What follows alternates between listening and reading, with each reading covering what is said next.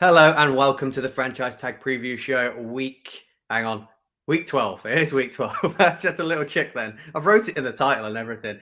To be fair, week 12 is an exciting week. We've had Thanksgiving, then Black Friday, then we've had, like, for some fans, the end of sort of the college seasons come to a thing, and now we're on Sunday for the big games, and they are big games because it's now into that period of the season where wins could get you in the playoffs and losses could eliminate you. Adam, did you have a good Thanksgiving? Did you watch the games? Did you see any of those fixtures? I did. I didn't see the Vikings New England game because I'm knackered enough as it is. But yeah, I saw the other games. Thought Buffalo were not very convincing at all. I must admit, the defense I think struggled quite a bit, and the Lions, put up a bit of a fight, but did very typical Lions things at the end of the game, where 3-1, throw the ball. Why? You got Jamal Williams there. He's just, doing it for fun. And Swift as well, if you wanted. And yeah, just left time on the clock and blew it. And then your New York Giants struggled with all the injuries, really struggled in the end. And the Cowboys sort of blew them away by the end of it. And yeah, I was just... I think the two teams that won, we thought were the ones that were going to win, and then probably again in the evening. So I don't think the results were particularly big shocks, but no, it was quite, like I say, exciting matchups. It was just a bit of a shame that the Giants kind of struggled as much as what they did. But I think, like we said, injuries is what's done that. Yeah, the Bills are slowly letting that division slip away from them a little bit, aren't they? And I think them not finishing top of that division really hinders them going into the playoffs, which is a bit of a shame because everybody's been championing them and wanting to see them do well. They're a bit of like the people's team, aren't they? So that's a bit of a shame to see, but there's definitely cracks appearing within that strong team. As you said, the New York Giants, the commentators were saying throughout the game, if you don't follow the Giants, you probably wouldn't know as much, but they were saying how it was third string players, fourth string players all filling in the position. And they were talking about how well they were doing during the first half.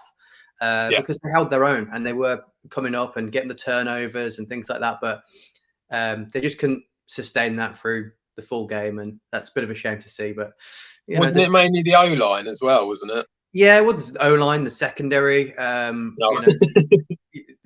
of the linebackers. That it's a combination of stuff that's happened throughout the year. And we've brought in these players. And then it's just got to a bit of a position where we've gone, oh, this is the most we've had out at once, sort of thing. We've kind of had people come back and get healthy, but we've never had the full strength, really, which has been the kind of the saga of the Giants for the last sort of 5-6 years. Of the team's just never healthy. But you can't keep using that as an excuse, can you? Because it seems like it's a common thing. But yeah, Dallas second half really deserved the win more than the Giants, I think so. And then the Vikings proving to be able to beat the Patriots. It's another team to tick off their list to prove that they are a contender, because still people aren't giving the Vikings the respect they deserve, I don't think. No, I think given the way they got blown out by the Cowboys the previous week, I think that kind of eroded the Bills game win completely. And then the Patriots, yeah, I think a lot of people, I mean, it's a very good defense that they've beaten, so you have to give them that. But I think people will still come out and say it's Mac Jones, the Patriots, the offense isn't amazing and all that sort of thing. So I don't think the Vikings are going to get any respect unless they go into a playoff game and actually beat a very good team, which in the NFC, it's pretty few and far between to find, because you're basically looking at the Eagles and the Cowboys at the moment. So, yeah, I think that's it. But I mean, that's yeah. They're just. I think the problem with the Vikings is we've still got that sort of mediocrity thing about them all the time. That's how we all think about them, and so I think it's, despite the fact they're winning, you look at the results and they're not big wins, and you just sort of think, yeah, it's not going to take a lot for it all to go wrong. So I think that's the problem. It does look like if you're able to mark Jefferson out of the game, then probably they would lose, because he's playing unbelievable football at the moment, and some of the catches he's making are just obscene. It's just whether that can continue all the way through. So yeah, I think if you shut him down, then they do struggle a little bit. Right, on to today's games. Let's hit it off. First game I've got is the Tampa Bay Buccaneers at the Cleveland Browns. Yeah, so the Browns are bad. Their defense is bad. I don't know what's happened with the Browns defense. I feel like I've missed something here, because they were always a pretty solid defense and did pretty well over the years. So I don't feel like they've got rid of anyone, or anyone's left or been injured. It just seems to not be working this year for whatever reason. I like the Bucs to win this. I know it's at Cleveland, but I still like the Bucs to win this. I feel like the offense is starting to get going a little bit. They're fit. Godwin's back fit. You've got Evans there, obviously, and it just kind of feels like it's starting to go well. Personally, in this game, really like Rachaad White in this game. I think with Fournette, he is out, isn't he, for this game? I think they've come out and said that he's out. Yeah, so probably, even if he is coming back, they would. I don't think they'd use him. No, not much. Need him later down the line, won't they? Yeah, I'm pretty sure he's not playing. So Rachaad White, he's 10 to 11. He's odds on, but he was showing how good he was before their bye, and I think that run game will really start kicking in because of that. Really like Chris Godwin. He's the slightly bigger price between him and Evans, so 8 to 5 anytime for Chris Godwin, I think is a good price for him. He's definitely getting back to full fitness now and looking decent. So that's kind of the Bucs side, really. I mean, you could go Evans, but I just prefer Godwin on the price. And then on the Browns side, Amari Cooper. Amari Cooper's great at home, sucks away. Apparently, he's pretty good at neutral grounds as well. So, yeah, Amari Cooper with the home fans seem to go very well. 2 to 1. I think that's a great price for Amari Cooper. Definitely one worth looking at. So that's good. A lot of people keep going on about Donovan Peoples-Jones. He got his first touchdown last week, so it kind of feels like he's getting a little bit more, a tiny bit more involved in the offense. But when it comes to being in the red zone, anyway. But the problem is he's going up against a Bucs defense that's pretty decent, and I just kind of feel like I wouldn't really want to go against him. And then obviously you've got the running backs for Cleveland. The problem with this one is that the Bucs are currently tied third against rushing touchdowns. They're probably not going to give many up. They might give a few, but Nick Chubb is like odds on. It's very short price against the defense that's very good against the run. So I wouldn't say that there's no chance he won't get in, but I won't be going there. And Kareem Hunt just doesn't get. He's just not involved. I don't know what's going on. For whatever reason, he's not involved.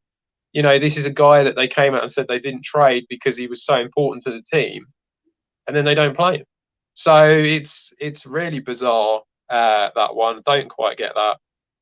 But yeah, I mean, the two that I like the most is Godwin and Cooper in this particular one, especially at the prices. But yeah, I think the Bucs will win it. Yeah, I have to agree with you. I think the Bucs are definitely for me, the stronger team going into this game, the one that shows the most upside. I think the two very similar seasons from the two teams. I think they both underperformed from what we expected, as you said. I think it was only last year before, we were saying that the Browns defense was one linebacker away from being the best defense on paper in the league, and they went out and got JOK. So it does seem really odd that defense just isn't living up to the hype that it should perform. And with the Bucs, it's just been the fact of they have had their injuries and a bit of consistency, bit of a slow start. But once those Bucs get rolling, which we saw last year as well, we said the similar things. If they get hot towards the back end of the year, they're going to be a contender to keep an eye on, aren't they? It's just how they play, isn't it? It's just whenever they become hot and start getting a streak, that's when they're dangerous. Yeah, I think winning the division isn't going to be an issue for them, to be honest, because they haven't got anyone else there. I think so. That's fine. And like I say, to be honest, I feel they're starting to get it now. Mm-hmm. They're starting to get going, and so they are going to be a problem, I think. Yeah, and later down the line, they're just going to get more and more people healthier and back to full fitness. So definitely wouldn't write them off just yet. So yeah, I think they're going to push and push on for the rest of the season now. So I'm with the Bucks on the win there. Briefly mentioned Amari Cooper there in your chat. We had a big discussion about him at Thanksgiving of whether he is an elite receiver, because the lads were still on board with him being that good. But I've always said every team he's been at, he has a good game, he has a bad game, he has a good game, he has a bad game. Yeah. Consistency for me is not quite there for him, but he's definitely got the ability to go off on any given game. So yeah, just a bit of a topic maybe for a Tuesday. But on to the next game. It's the Cincinnati Bengals at the Tennessee Titans. Yeah, I think the Titans, I don't get the Titans. I really don't understand them. It's so bizarre. Every year it's the same. They seem like they have no weapons apart from Derrick Henry, and they just keep winning games. I think I feel a lot of people don't give as much respect as they should do to Mike Vrabel. I think his coaching is insane, like how he manages to get that team doing what it does all the time. They are a really, you look at all the stats and none of it makes sense. It's like you look at the defense and they're strong on certain things, but they're really weak on others, and you just sort of think you can really get at this team, and yet they win games. It's so bizarre. It really is bizarre. But I think the coaching is just so good there. That's what really, really makes a difference. When it comes to this game in particular, I will say I think they'll lose, because I always say I think they will lose because it doesn't make sense for them to win, but they do. Derrick Henry's the only one on that team. I don't particularly like the look of Robert Woods. I don't particularly like the look of Treylon Burks. They're going up against a defense that is ranked number 5 against passing touchdowns, so I don't like the receivers. But Henry at 4 to 6 is just too short as well, really. It's just not really one you want to get involved in, and that's all that there is on the Titans side. On the Bengals side, Mixon's out. So it's Samaje Perine. It's probably going to be the guy, but you're going up against the number 1 rushing defense when it comes to touchdowns. So I wouldn't want to really be looking at that. I know he gets a lot in the passing game as well, so he might be all right, but his odds are really short. So yeah, to me, it's with Chase out as well. I think T. Higgins at 5 to 4, I think is a really good price for Higgins, and Tyler Boyd at 6 to 4, I think is a good price for him. I think they're both going to be really heavily involved. They're both targets for Joe Burrow, and they're the two that I like. I think the Bengals will sneak it, but wouldn't be shocked if somehow Mike Vrabel pulls some miracle out of his hat again and gets a win. Yeah, I mean, that is the only thing you can really say with this Titans team, that Vrabel just prepares them so well for anything that's thrown at them. They come up against a lot of different styles of offenses and defenses and get it done. And it can only be down to him, because, like you say, the stats don't live up to what should really be happening. So, props to him and his coaching team. It's fantastic every year, and he is a joy to have in the league. With the Bengals, we've always said that the Bengals struggle if they can't get a run game going. We've always said Joe Burrow struggles a little bit more. He has to stay in that pocket a bit more and tends to get sacked a little bit more. And the O-line hasn't been as good as what we thought it was going to be. So this could be a struggle for them. No Mixon and no Ja'Marr Chase. Now, they said that Ja'Marr Chase was potentially going to be back this week. They've decided to rest him one more week, haven't they? Yeah. Obviously, the right decision for them going forward, because he's their best wide receiver. But to have your two main weapons out against the Titans team that will be set up and prepared so well for what's going to be thrown at them, I think the Bengals struggle in this one, and I'm going to tip it towards the Titans at home, just because I think there's just too many injuries on that Bengals team this week to go against a team that will be set up and prepared very well for them. Yeah, you said that you don't trust Treylon Burks. I mean, I didn't trust him going into the season, but since he's been back and he's been fit, there's been signs of him being able to relieve a bit more of that pressure and let Robert Woods have a bit more. So maybe we might see a bit more of them, but you can never write off Derrick Henry having a monster, can you? No, I just think that the problem is that you're going up against the defense, and the Bengals are pretty good when it comes to against the pass. That's the problem. So that's, it's like Treylon Burks had one good game against the Packers. Guess what? Everyone does. They're the surprise, eh?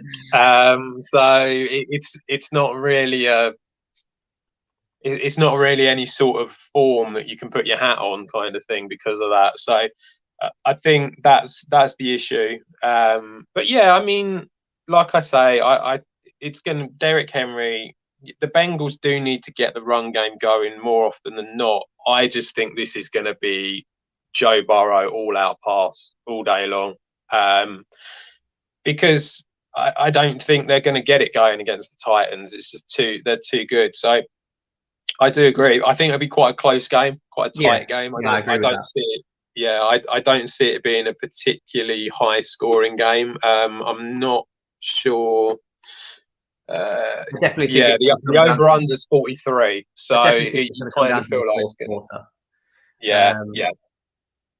Did you what odds did you give us? If you think it's I probably missed it when I was having a little look at my notes, but what odds did you give us on the two wide receivers at the Bengals? Did you give us T. Higgins and Tyler Boyd?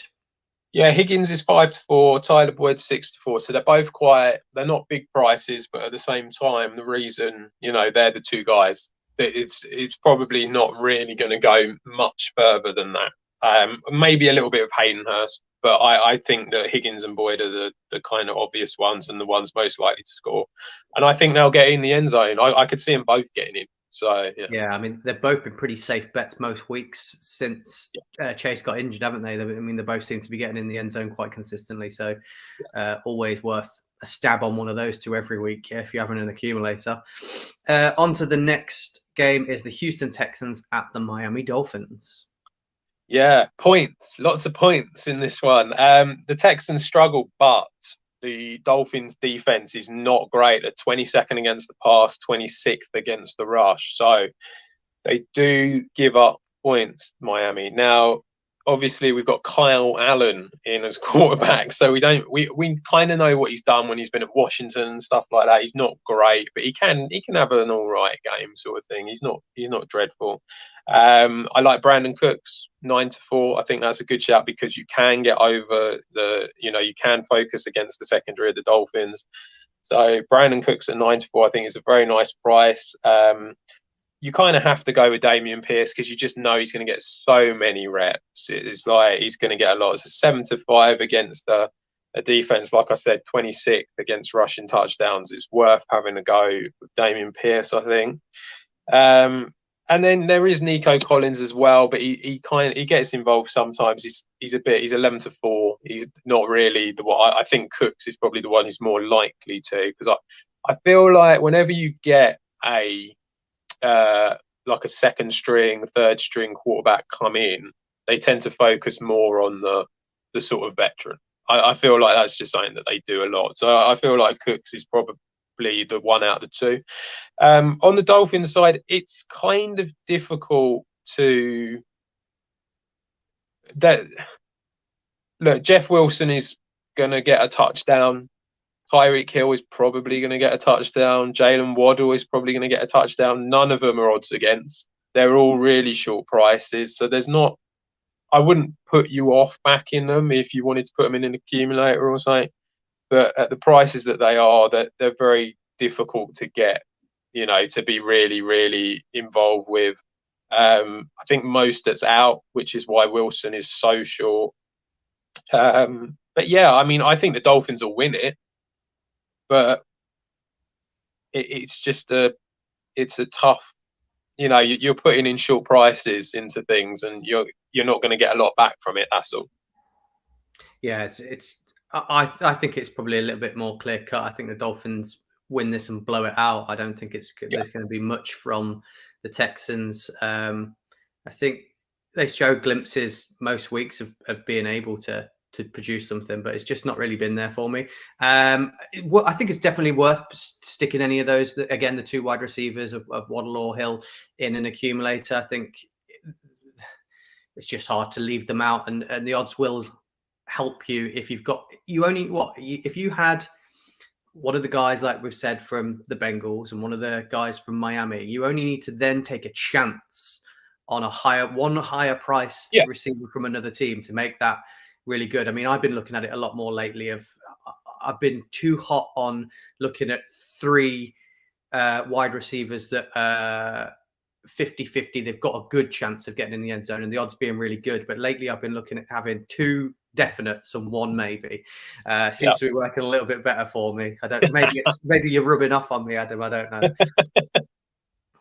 know. Do you think possibly because the secondary is so good, we might see less reps from Pierce, or do you think that the Texans will still they know what they do well, and that's Pierce, and stick to that game? Yeah, I think they will, certainly at the beginning of the game. I think they'll stick with Pierce because it, like you say, it's what they do well, and it's what they're not going to, and in the nicest possible way, are they really looking to win this game? I mean, it does feel a little bit, doesn't it? What are they, 1-8-1? I mean, they know where they're going to end up. So it's like, there's not suddenly, I'm not saying they're not trying, but whether they're trying 100%, I don't quite know. But yeah, I think Pierce is the obvious one, especially at the beginning. And then I think as the game starts to probably ebb away from them, which is what will probably happen, you'll start seeing more will go to Cook. I mean, I've been saying it for ages with the Texans. I don't understand. They play so many teams that they can get at through the passing game. They can go over the top, and they do not do it. They just stick to the run. They're just running the ball all the time. And then they'll reach the 4th quarter, and it'll be like halfway through the 4th quarter, and they'll be like 15 points behind. And then they go, oh, maybe we should throw the ball now. And it's just like, it's such a bizarre thing that they do. But yeah, I think they'll just carry on riding Dameon Pierce. And like you say, I mean, the spread is +14. I mean, that's how bad it is. And what's concerning is that's not the worst one of the week. So, Wow, Texans have got a player on their team that every time I watch them, he never sees much of the ball. Now, this is a real dodgy one, and you're probably going to have to tell me the odds, but he never sees much of the ball, and he's not used massively heavily in the game, but there's always one shot in the game where they make a big play to him, and it's usually towards the end zone. That's Jordan Akins. And I always keep seeing him crop up and being used in a big play. Sometimes it doesn't always get in the end zone, and it's probably the only catch he has, but I've just got something about him where I feel like he's always got a chance to get in the end zone. So he's 13-2 anytime. Is he a tight end? Yeah. Right, okay. And he's massive. Yeah. I suppose this could be the game. Who was their tight end they had? They've got OJ Howard. And there was another Jordan Brevin as well. I think that's it. Yeah. Brevin Jordan. The rookie from Miami. Is he the rookie from Miami? I think so. Yeah. He was, because he was the one who was starting, but he got injured. Akins doesn't start. They tend to predominantly use the other guys, but he's always in for a play, and it's always targeted at the end zone. And he's a big bodied guy. So every time I watch them, I'm like, this guy's going to get in the end zone. So I just think there's always a chance, and Miami could be the team to get it done against with how bad they are with receivers. Well, he's more favoured to score than what OJ Howard is, and so I think he will be the starting tight end now with Jordan out.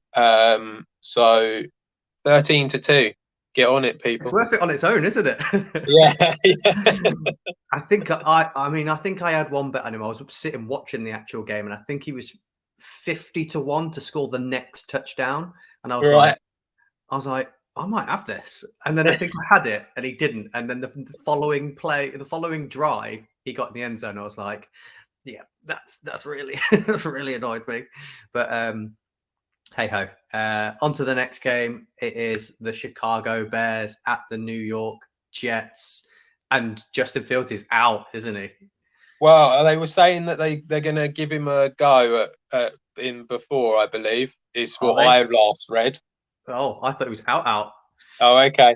The last thing that I heard, which was yesterday, so unless there's been more today, was that they were going to give him a go just before, like in the warm ups, and then see how he did. But he's trending to being out, so that really puts quite a downer on this whole game, to be honest. Because if you look at it, I mean, the over under is 38.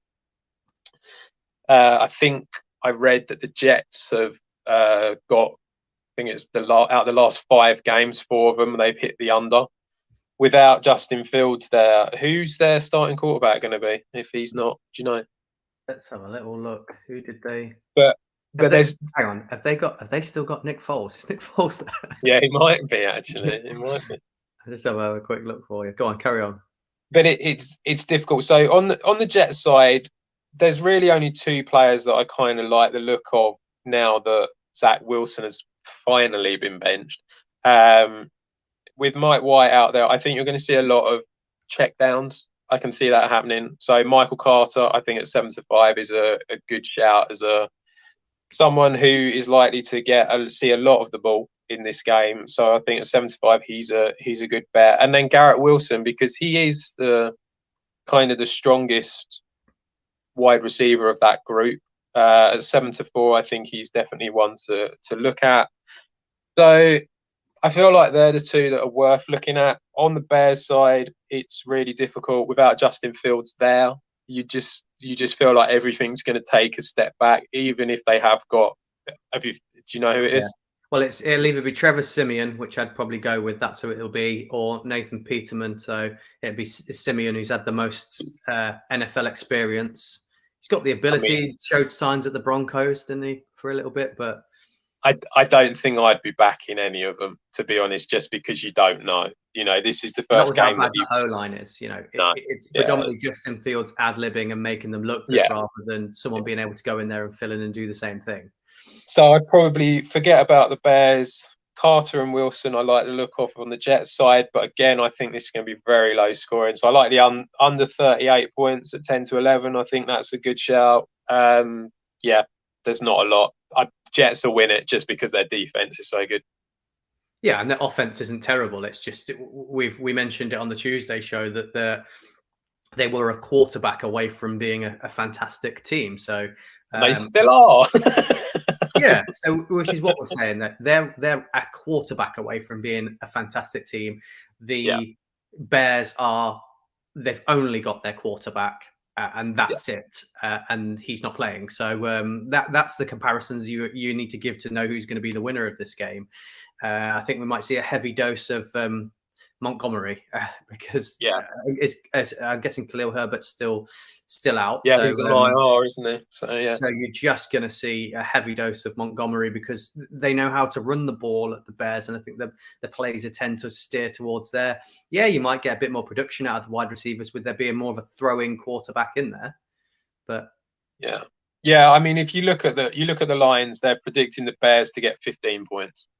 Yeah, I think that it's going to be a tough game, and with Mike White coming in for Zach Wilson, it's perfect time for him to go up against a team where he's going, I need to prove myself and show myself. So we might see a big game from him this week, and as we mentioned off air, this week and maybe the only week he'll have a big week, but it's definitely a good chance for him against that Bears team, which struggles across all sides of everywhere. So on to the next game. It is the Atlanta Falcons at the Washington Commanders.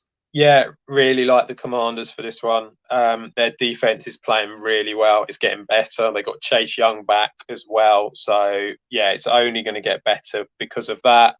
To be honest, think that was looking at the lines. They've got like -3.5 for the Commanders. I feel like that's doable for the Commanders. They're at home. The crowd seems to be starting to get behind them now. That's something that they've not had in quite a few years. I think with the sale being pretty much, the owner's gonna sell it, I think is a big positive for them. And the team are playing well and they're looking good and they're on a run.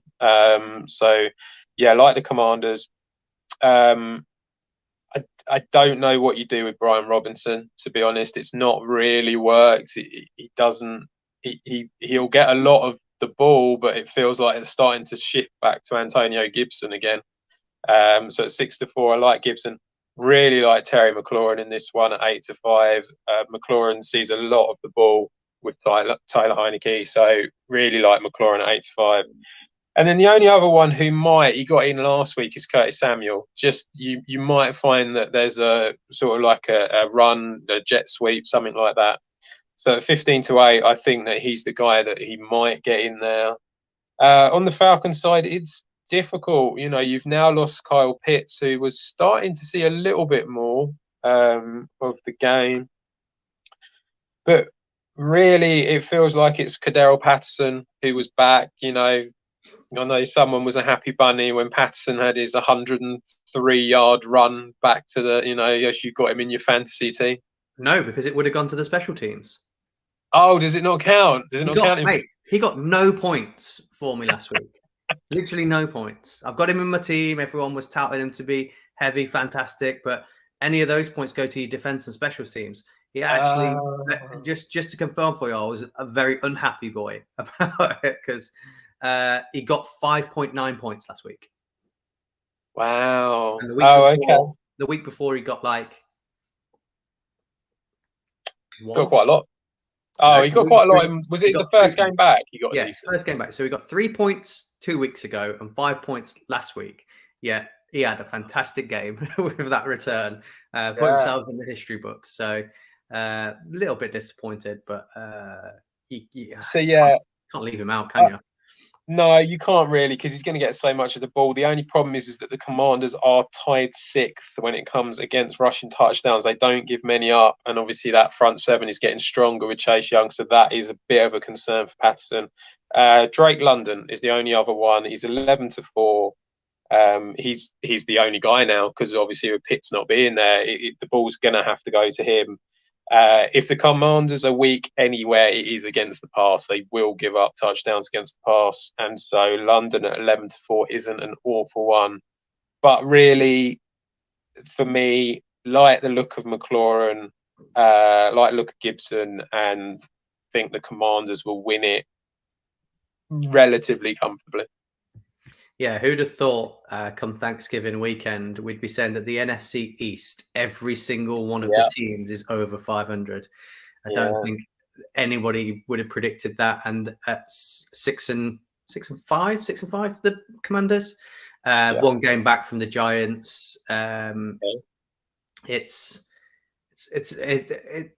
great for football because last year and the year before they said that this division was the worst division in football, and we had teams qualifying out of that league with like losing records. So it's great to see, and the Commanders have proven what we didn't see from them at the start of the year, which was defense coming up big, and it's now started to click and start to work. And Heineke seems to be getting it done, doesn't he? Yeah, seems to be getting the business done for them. We don't know week on week what Falcons team's going to turn up.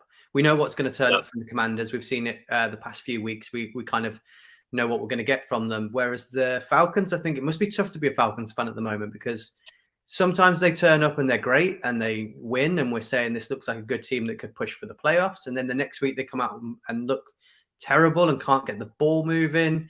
So it depends which team turns up. Pitts being out is not horrendous because he hasn't really been getting the business done for them lately. I don't think he's been at all hauling them in like he has been.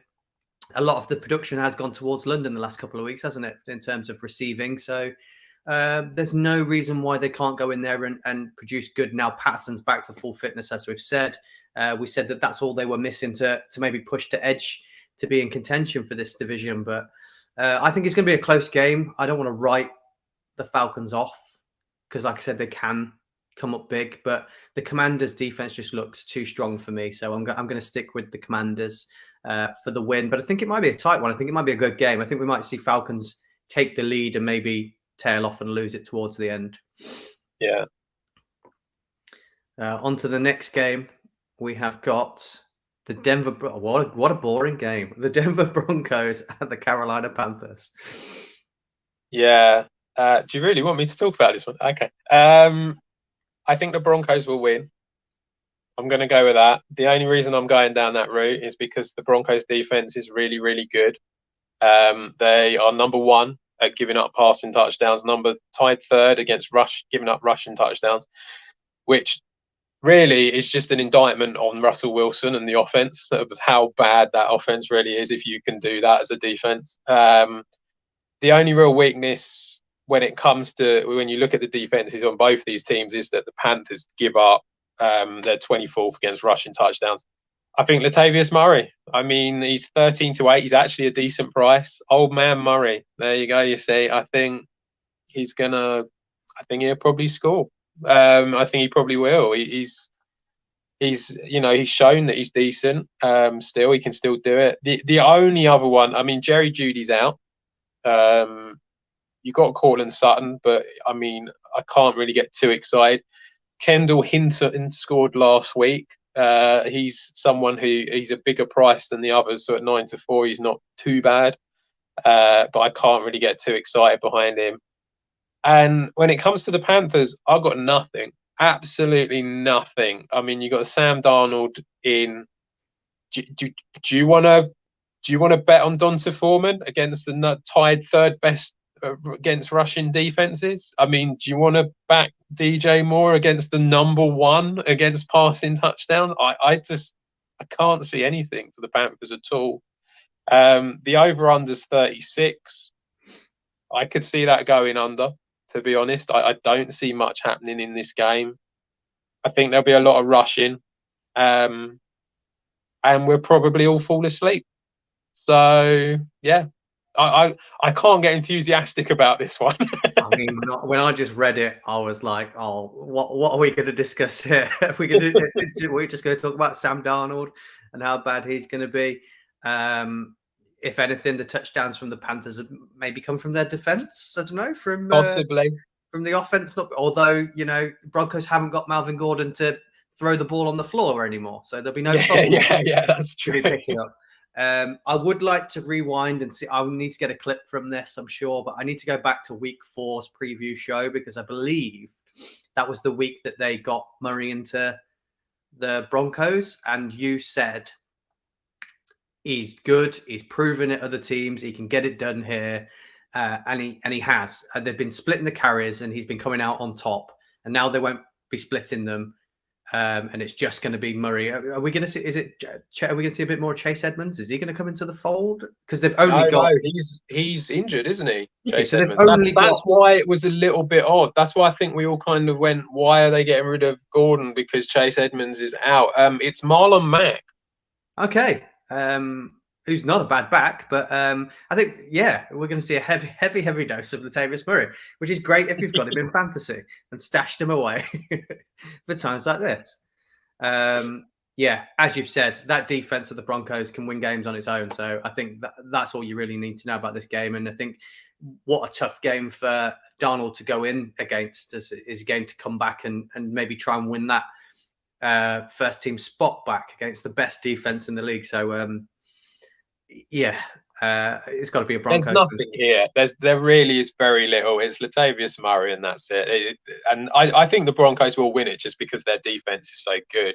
But like you say, both defenses could score. That is something that could happen. But I mean, I don't know. I mean, they've got rid of Gordon because of the money. I'm assuming is what they've done. They've just decided to cut him because it's not worth paying. Yeah.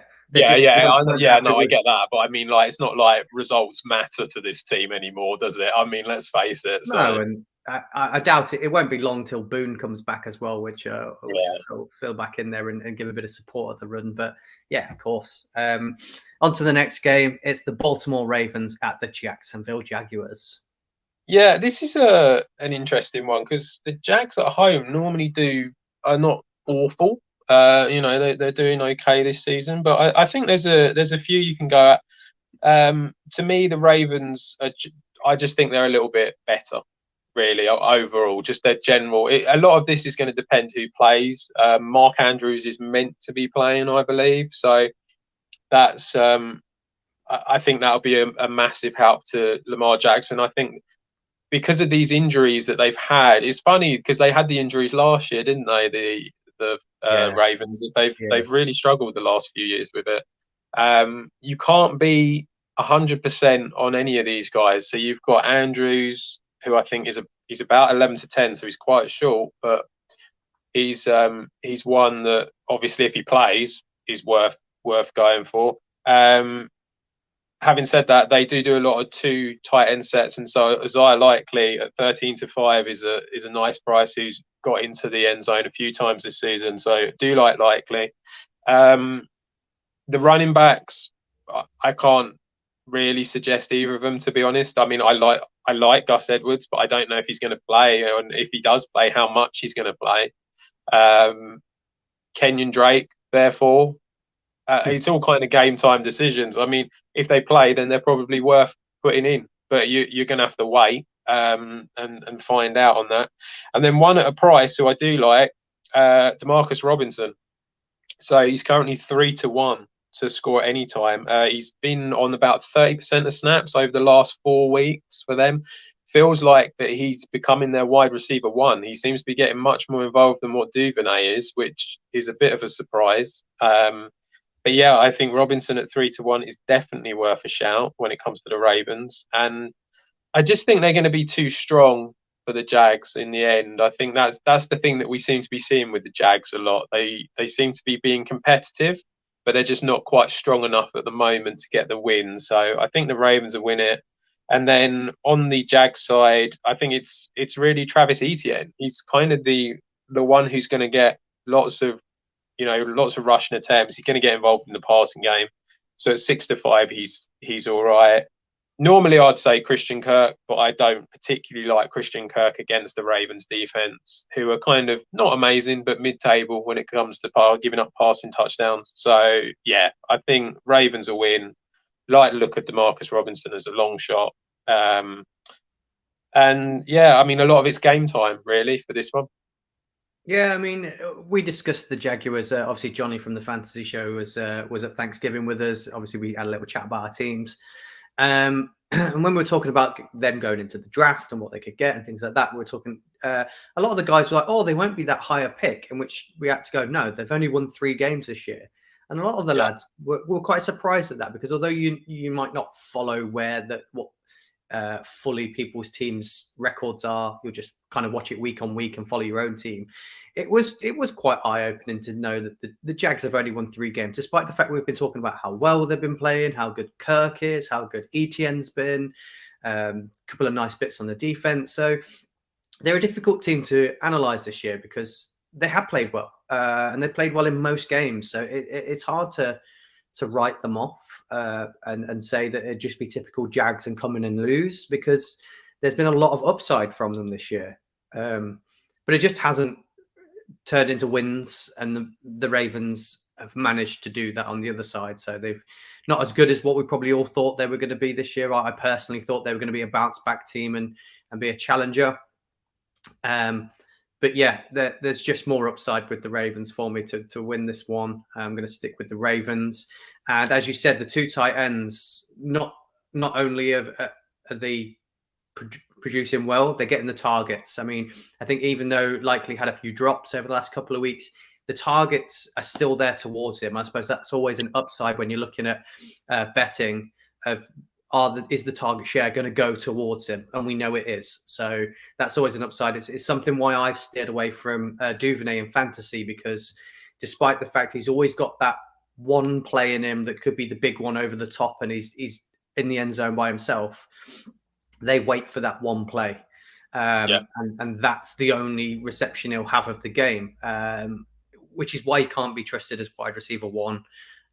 He's good on the punt returns and kickoff returns, and that's where his game is, and he adds value to that one big punch play on receiving. So yeah, we're looking at someone like Robinson, and the tight ends is definitely the way forward, I think, with that game. Yeah, I feel like, on a broader point, I feel like the Ravens have let themselves down a little bit. I think that when they knew that Bateman was struggling with the injury. I think before the trade deadline, they should have been a prime candidate to go out and get themselves a receiver.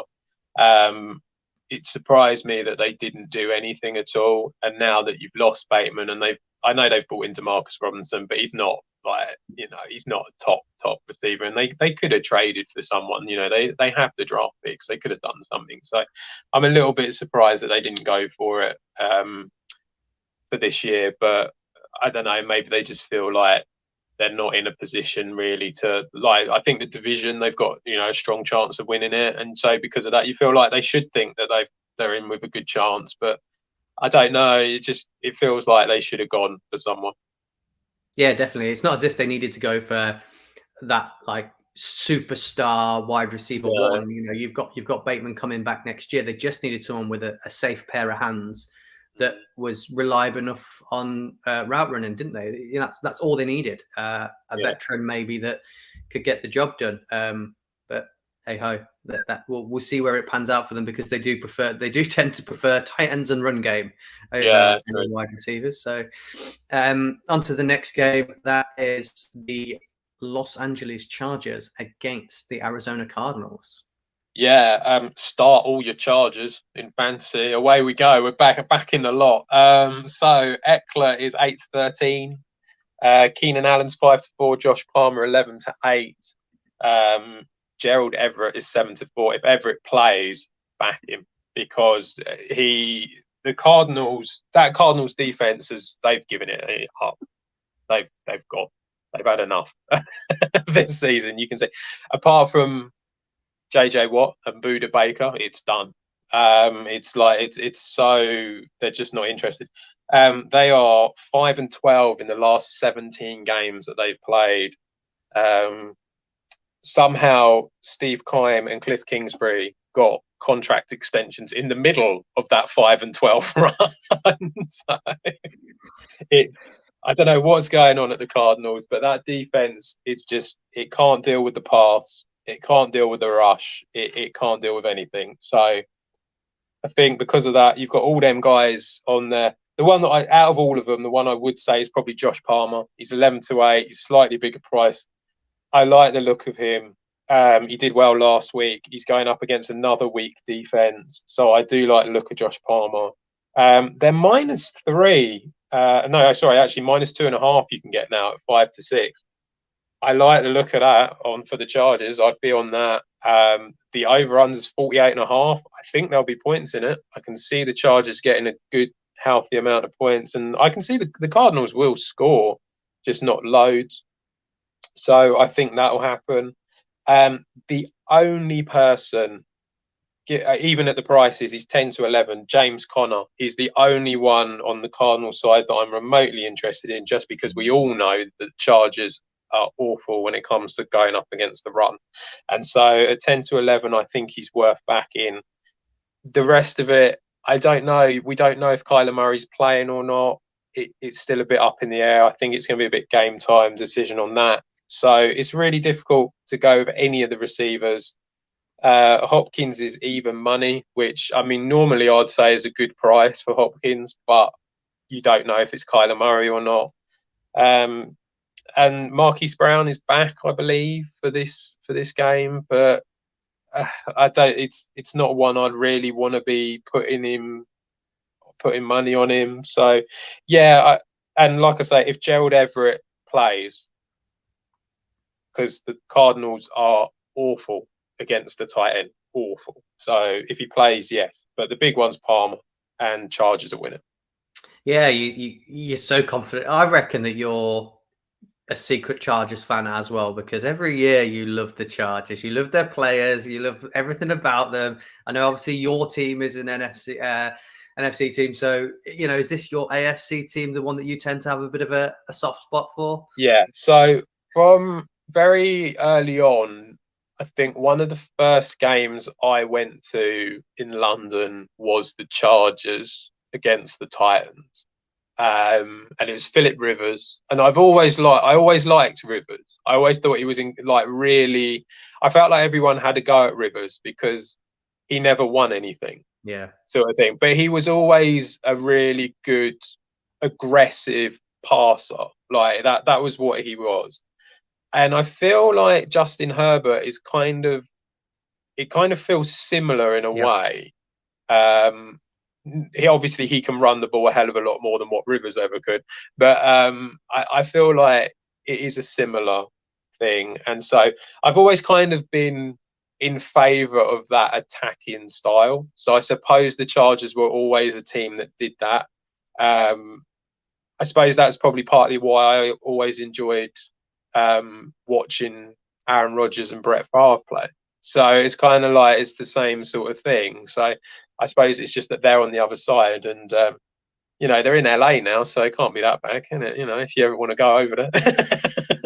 Well, they only moved from San Diego, which that wasn't a bad place either. Now I've been watching the Chargers since the early 2000s, and they've always had a spectacular team. They've had some of the best players that have played in the league on their team throughout the whole time I've been watching them. Wide receiver and running back and quarterback. But for me, they've always been, for your recent Raiders, the Chargers find a way to lose games themselves. Yeah. Not the other team beats them. They beat themselves. This could be a banana skin for them, but I don't think it will be. I don't think it will be because, as we've said, the Cardinals are just... If they had all their players fit and playing, I'd say the Cardinals had a chance against the Chargers because, like I said, there is the banana skin games for the Chargers, and this would be one of them. But not knowing what's at quarterback and things like that, and the defense just not as you say, not showing any interest whatsoever. I've got to stick with the Chargers in this one, but I do worry about them because what their current record is, 5-5. And it should be better than that. So we're seeing a lot of the same again. But yeah, I'm with you on this one. I'm gonna side with you and say the Chargers take this and win it. But yeah, this is more of the same. Fantastic team. Yeah, absolutely, yeah. Well, that segues us nicely into the team that you we just mentioned for you. It's the Raiders at the Seahawks.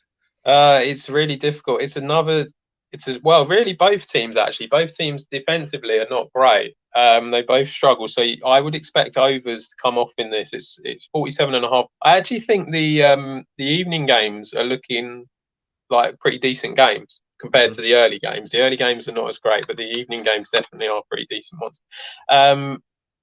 I like the Seahawks for it. I think they'll probably win this. I just think they're the stronger overall team.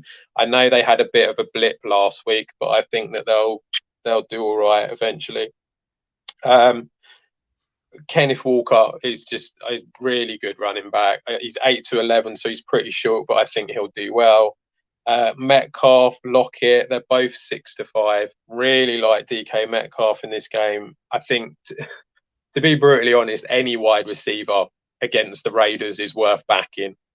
Even Noah Fant at 21-10, I've written down. That's how bad it's got for the Raiders when it comes to the Raiders are 22nd against the run, so Walker, and then 28th against the pass when it comes to giving up touchdowns.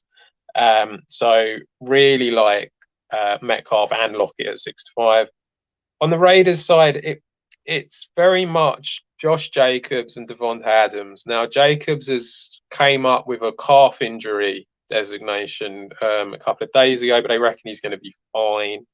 He's 21-20, and then Devonta Adams is 6'5". I can see them both scoring, to be honest. I think this Seahawks defense, it's better than what it was, but that's not really saying much, to be honest. So I think there's still a potential to be points put up from the Raiders here.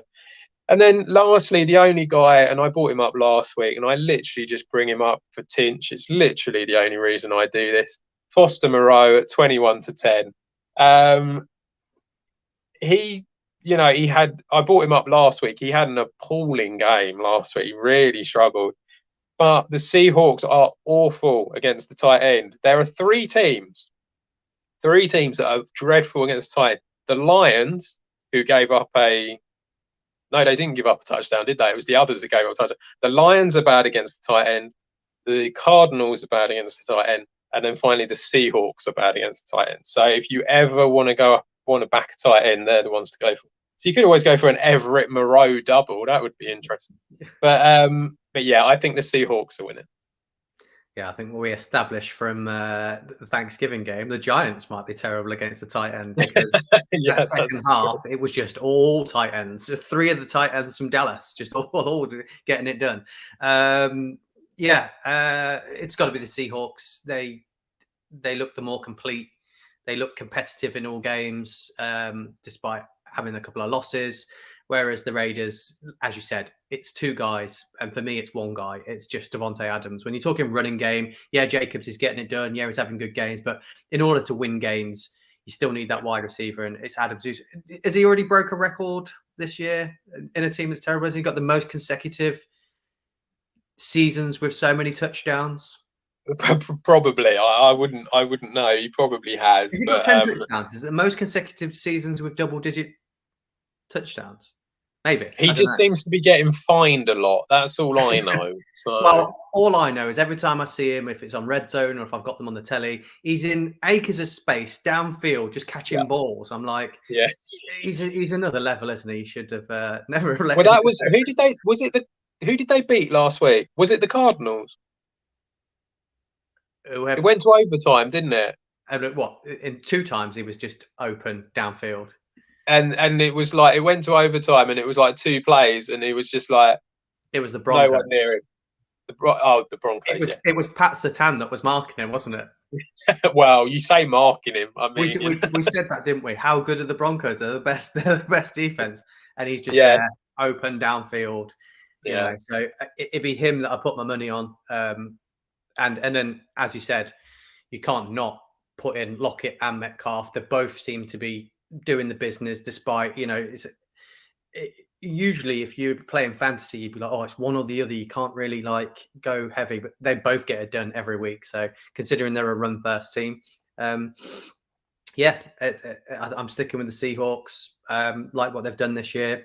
Like I said, I think they're consistent. So I'm sticking with them. All right, next game up is when the schedule came out, is everyone saying this is going to be a good preview of what could be the Super Bowl. It's not that case now. It's the Rams at the Chiefs.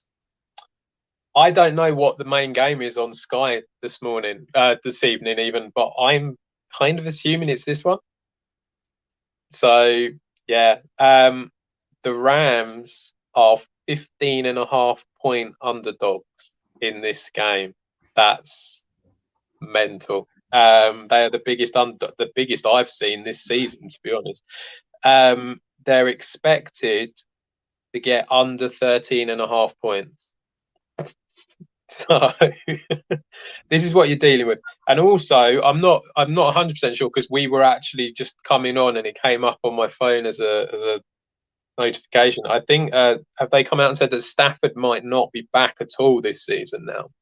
What, just 2 concussed? Just gone out? Yeah, just 2 concussed. Oh. Yeah, he might not be coming back at all. So yeah, not great. It's been a real bad run for the Rams. On the Rams side, I have nothing. The only thing I can say is, I mean, this is a massively long shot, but it worked last week. It might work again. 2-2 Atwell, 10-1.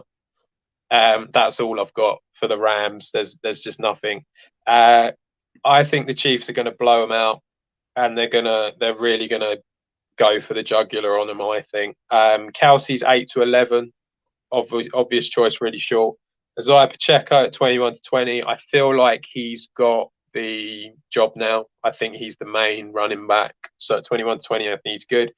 And then if you want someone at a slightly bigger price, Justin Watson at 15-8, I think he's got a good chance of getting in. He's running more routes and more reps than what MVS and Sky Moore are doing.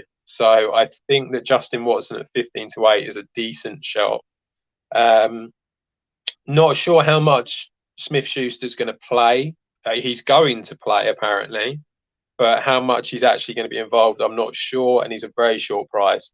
But yeah, I think the Chiefs will win it easy. And I quite like Justin Watson at 15-8. Yeah, it's bit of a sad show at the Rams, especially if you're a Rams fan or just have a heartbreaking to see, isn't it? Really heartbreaking. I mean, the fall from grace, and they've lost Cup, they've lost Stafford now, they've let Henderson go, so that they've just scratched off the run game completely. Oh, it must be tough to watch. But when you do a deal with the devil, this is what you get. I mean, they got their ring, mate. They got their ring. Yeah, well, there you go. And usually at this point, you'd be going, oh, well, they'll have a great draft pick next year because they can just tank and finish with only 3 wins. But you can't do that either. No.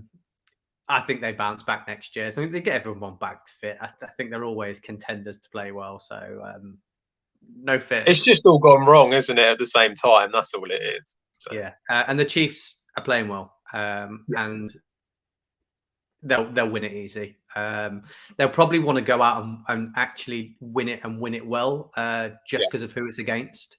I know they're struggling, but they'll want to prove a point, won't they?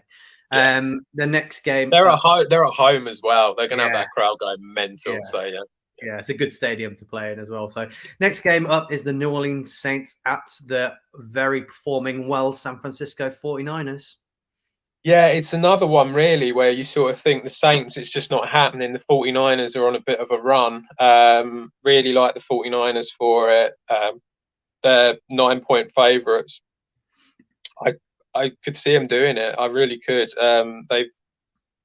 This is the thing. Now, I've always come out and said this, that they will never win a Super Bowl with Jimmy G.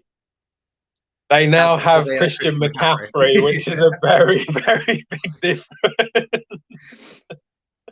Because the fact is that it just opens everyone and everything up. It really does. And now you don't need a quarterback that's good.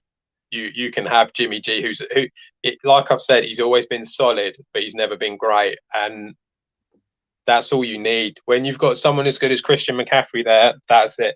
He's 8'11". He's really short, but he'll score. He always does. So yeah, McCaffrey, like Brandon Ayuk at 6'4", he's the one I like as well. I've been getting in a lot. I feel like he's kind of almost being targeted a little bit more than Debo actually sometimes with Jimmy G now. I think it is because Ayuk's because you've got CMC there for the short passes.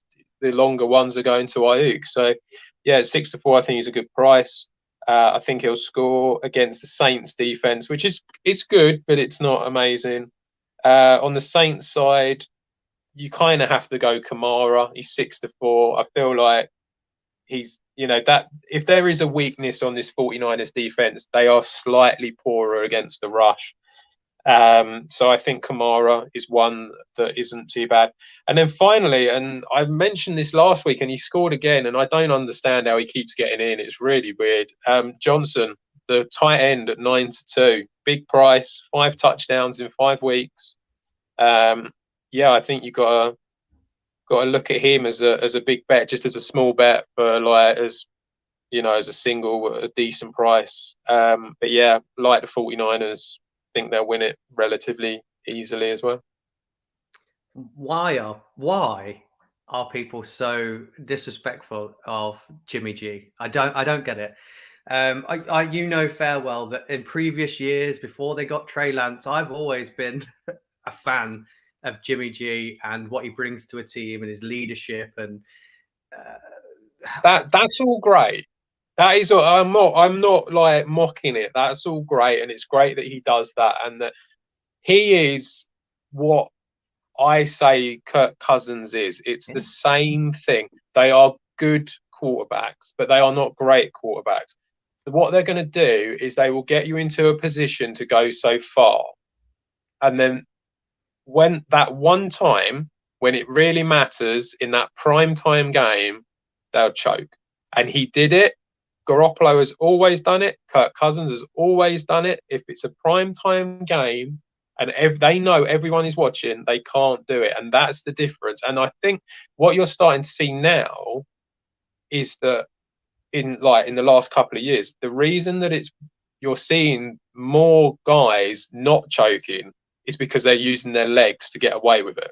Whereas for Jimmy G and Kirk Cousins, they I mean, they can, but not to the same extent as your Lamar Jacksons, your Jalen Hurts, them kind of guys. So I think that's what the difference is. It's that they don't quite have that. Now, having said that, what the 49ers now have with Christian McCaffrey are Jimmy G's legs. He can be Jimmy G's legs, sort of thing. And that's where it's different. And now it becomes a slightly different scenario with them because they can do that. Because you just have this guy who's just so good in the passing game and the running game that it's a game breaker. It really is. And that's the difference. And that's why people have a go at him. Because when it really mattered, he blew it. I mean, let's take it all away. He's 40-19. He's got a 67% completion percentage. He's 84 for 48 on touchdowns and interceptions, and he's got a passer rating of 97. I think, you know, Joe Flacco won a Super Bowl. Jimmy G, I think Jimmy G can do it, and for that reason, I think he can now. I mean, I think, but it's not. But this is the thing; it's not because of him. Hey, he's the leader. He calls the plays. He gets the team going. You know, I think that adds value to a team, and if I think that adds a lot to a team. If you've got the pieces around you, fantastic. But I just think he adds. But we've seen in the past what happens. We've seen he can't do it. He can. Maybe this is the year. Yeah, but now. But CMC. Why? What's changed? That's the point. You're just going to put it down on CMC if he wins it. I think everyone will. I think everyone will because it's the thing that's changed. Moving away from the 49ers, the Saints, I think I think the Saints have been what I thought the Saints were going to be this year. I think they were going to look good in some games, look bad in some games, have a bit of an average season. That's what I expected from them. And I think they've produced that. I like what Olave's doing. I like a couple of bits of plays in their team. But yeah, 49ers for me for this win. I just think that they're now on that stretch and that push to go and win the Super Bowl and then cut their Super Bowl winning quarterback at the end of the year, which would be quite fitting, wouldn't it? Right, our late game. Are you going to stay up for it, Adam? Are you going to stay up and watch your team play fantastic against the Eagles, as it's the Packers at the Eagles? Eagles have taken last 2 weeks. I don't think that's going to make any difference to you. I mean, you know, the Eagles have shown that you can run against them. That seems to be what their weakness seems to be the last couple of weeks. And I think because of that, on the Packers side, you've got to go for Aaron Jones. He's 13-10. He's a good price. So like that. Also on the Packers side, you've got Alan Lazard at 21-10, and you've got Christian Watson at 12-5. Now, Lazard seems to be the chain mover and Watson seems to be the big play. That seems to be what the Packers are going for now at the moment. Having said all of that, you've still got a quarterback with a broken thumb. So that's not very helpful when it comes to the passing game, especially when you're going up against the Eagles, who are currently ranked 5th against passing touchdowns. So it's going to be very difficult for them guys. The one I do, like I said, the one I like the most is Aaron Jones at 13-10. On the Eagles side, I think Jalen Hurts at 21-20. He's the same price as Miles Sanders at 21-20. Now that Dallas Goedert isn't there, his safety net is gone. And you've seen with the other tight ends that they're just not up to the same standard as what Goedert is. So I think you're going to see Hurts starting to rush a bit more. I think you're going to see Devonta Smith getting involved a bit more at 6-4. I think he's a decent price. I don't like AJ Brown. I think he's injured. There's something about him. I just think that he's not right compared to what he was earlier in the season. And so because of that, I'm kind of steering away from him a little bit and going more towards Smith. Unfortunately, I think the Eagles win it. I don't see us going over there. I don't see the fight. That's the problem in the Packers team at the moment. It's just not there, and so because of that, I think the Eagles, who need to win, like they need to get a win because the Cowboys are right behind them. The Giants aren't that far behind them, and by the time that they reach this game, the Commanders might not be that far behind them either. So they need to get this win And I think they've just got more than what we've got at the moment. Yeah, I'm going Packers win, mate. Good luck. They struggle against the run. You've got two exceptional runners, and Rodgers has always got the ability on any given day to produce magic at throwing the ball. So I like some of the speed from some of your youngsters. And your defense is it's not bad. It's got some. It's not as good as what we thought it was going to be, but yeah, it's got pieces on there to get the job done, just like the Colts had. The Colts have got nice pieces on their defense to get the job done, and they seem to against the Eagles. And the Eagles are coming unstuck a little bit. And I think now they've got to play games now with a bit of pressure on the back. At the start of the year, they were playing with no pressure. They were just going out, winning games, overachieving. But now you've got that on your back that you need to go in and win this game. And I think this might be a struggle for them. So I'm going to lock in a sneaky Packers victory here. Well, that would be lovely, but unfortunately, I just don't see. Like I say, the problem. I get what you mean with the defense. I think we all thought that this had the potential to be a top 5 defense at the beginning of the season. They were really looking good, and in a way, it is kind of similar to the Colts, but the Colts defense are better on both sides of the ball. That's the only difference with it. Yeah, I just think at home, with that crowd behind them, I think, like I said, I think Hurts is going to have to rush a bit more. We struggle against that, and I just think that I think it'll be close. Actually, it's funny. You look at the point spread; it's 6.5 favouring the Eagles. I think it'll be tighter than that, but I think they'll nick it, because I think it'll be very telling if the Eagles do nick it. I think if they do nick it, then I think you've got a real serious team there who can grind results out. But if they don't, then obviously not. But yeah, I think they just nick it, and I'll be depressed all over again. Yeah, and we've got an Eagles fan within our podcast. Yeah, so I'm sure he'll be gloating again. Sure he will. Yeah, just like a typical Eagles fan. But the last game up it's a bit of a. I don't think it's an interesting one. I like the two teams. I love the two teams they're playing, but it's the Pittsburgh Steelers at the Indianapolis Colts. Yeah, I actually didn't write down who I picked for this one. That's how excited I was about it come the end of it. Yeah, I mean, look, when you look at the defenses of both these teams, they're kind of like, you expect them to both be really, really good. There's one massive weakness on one of these guys, and that is the Steelers. They are 32nd, so you can't get any worse. 32nd against passing touchdowns. They are not good against it. And so because of that, I feel like with Matt Ryan back in the team, it feels like a little bit more, we kind of know what's going on a bit more and a bit more steady. Michael Pittman is 8-5. I think that's a decent price for him. And then Paris Campbell, don't know why, but Matt Ryan loves Paris Campbell. 100-30 is another decent price, and I think that they can really get to the Steelers because of that, especially as they're at home. The Colts defense, as we just said, pretty decent defense. They're ranked 10th against the pass, 11th against the rush, so they're a strong defense. Really, on the Steelers side, it's the same 3 guys that I've been saying for the last couple of weeks now. Nothing's really changed. Najee Harris came back last week, had a good game. Looks like he could have a good game against a Colts team who, like I said, are decent against the rush, but not amazing. He's 11-8. George Pickens, I think, is now the number 1 guy. I feel like he's taken over from Deontay Johnson as the main guy at 13-5, and Pat Freiermuth also at 13-5.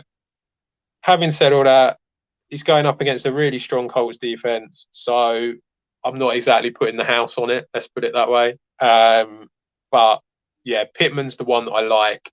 I think the Colts win it just because they're at home, just because they've got that stronger defense. And I think that having Matt Ryan back in is an upgrade. And so, yeah, I like the Colts for this one, but I won't be staying up for it. I'd like to stay up first. Like I said, it's two teams that I really, really like, despite the fact they haven't lived up to expectation. But yeah, I think the Colts. We didn't expect the Steelers to be blowing the world away with their season. We knew it was going to be a bit of a struggle, but the Colts we thought would, and they seem to have got things right the last couple of weeks. So I think we might see a bit more of that. The conversation that we had at Thanksgiving, which brought up Amari Cooper, was off the back of me saying I thought that Michael Pittman was good enough to be a wide receiver 1. Yeah. And everyone in the room disagreed with me and then decided to try and name wide receivers that they'd have over him. And I said, I think he's of the same level as Amari Cooper is, which did not go down very well. Okay. But I think he is. I think Michael Pittman's good enough. And as you said, the Steelers aren't good at marking the wide receivers. So I feel like that's a safe bet. Always like Paris Campbell. So I'm sticking with the Colts for a win here. I think they're better on paper. And I think that's what it's going to come down to this week with those two teams, because they're of similar production value from what we've seen through the season. So I'm going to stick with the Colts. That's all the games. With pretty similar on most of them. A couple of anomalies. I've got a big upset in there. But Adam, have you got a treble for us? A couple of trebles you really like? Yeah, so the early games, I've got Amari Cooper, T. Higgins, and Terry McLaurin. All scores. There's about 16.5 to 1, so it's slightly bigger than the later one, but that's the early games. Late games, Josh Palmer, DK Metcalf, and Brandon Ayuk at just under 12 to 1. Yeah, like all three of them, both trebles even. And I think they've all got decent chances of scoring in the games that they're playing against.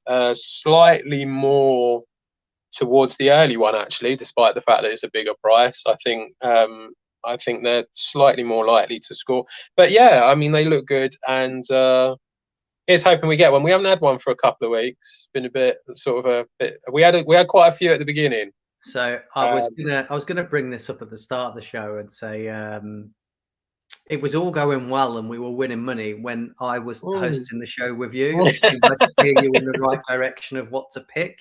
Now, the last couple of weeks when you've had Freddie on with you, and then we missed a week because we were down in London. Yeah. That's where it's all fell apart, mate. Your head's not been in it. Maybe I've got you back on track. Yeah. Well, it's your fault then, isn't it? Well, I'm on it this week, so double up on your bets this week. Instead of a 5 out of a 10 on Adam's bets, instead of wow, let's get too excited. Get that money back that you've lost on the last 2 weeks. The only good thing with the that we worked out, I think we worked out in the first 5 or 6 weeks we had done enough. So the whole of the season's done. Week 8, we were 5. We'd had 5 winners out in 8 weeks. Yeah. So it was all going well then. Yeah, can't have everything.